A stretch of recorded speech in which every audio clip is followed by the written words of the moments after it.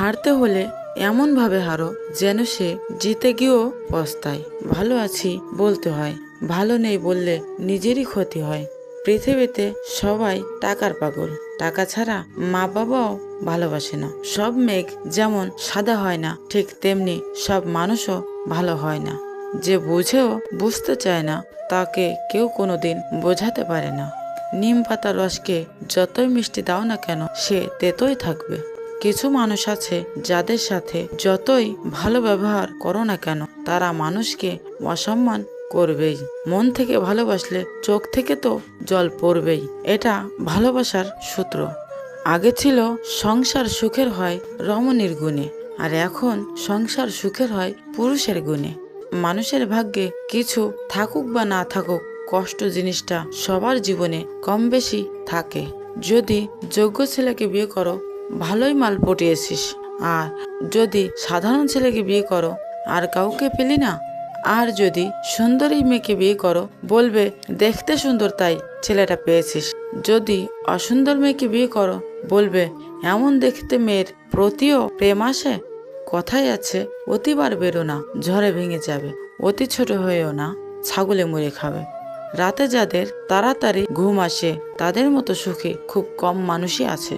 কখন কার দরজায় কাকে দাঁড়াতে হবে তা সৃষ্টিকর্তাই ভালো জানেন। অতএব কোনো মানুষের সাথে খারাপ ব্যবহার করা উচিত নয়। বৃষ্টি না পড়লে যেমন বোঝা যায় না ছাতার কোথায় ছিদ্র আছে, ঠিক খারাপ সময় না আসলে বোঝা যায় না কার মনে কি আছে। কে ভালো কে খারাপ তার উত্তর সময় দেয়, কারণ সময়ের ঊর্ধ্বে কেউ নেই। মানুষ পরাজয়ের জন্য সৃষ্টি হয়নি, তাকে হয়তো কৌশলে ধ্বংস করা যায় কিন্তু হারানো যায় না। একজন মানুষ অন্য একজন মানুষের নামে তোমার কাছে কিছু বললে তাতে কান দিও না। সবকিছু নিজের হাতে যাচাই করো, তারপর বিশ্বাস করো। ভালো মানুষ খুব ধীরে না বলে, বুদ্ধিমান মানুষ চট করে না বলতে পারে। তুমি যতটা দেবে ঠিক ততটাই পাবে, সেটা ভালোবাসা হোক কিংবা অবহেলা। কাউকে জোর করে আটকে রাখতে নেই, যে থাকার সে এমনিতেই থাকবে, আর যে না থাকার সে হাজার বললেও থাকবে না। যারা অল্প বয়স থেকেই পরিবারের জন্য নিজেকে স্যাক্রিফাইস করে থাকে তাদের শেষটা সুন্দর হোক। স্বার্থপর এবং অহংকারী মানুষের 12টি লক্ষণ। 1. কখনো পরাজয় স্বীকার করে না। 2. সব বিষয়ে তর্ক করে। 3. যুক্তিতে হারতে চায় না। 4. নিজের যোগ্যতা দেখানোর চেষ্টা করে। 5. সব বিষয়ে পারদর্শিতা দেখায়। 6. সবাইকে সন্দেহ করে।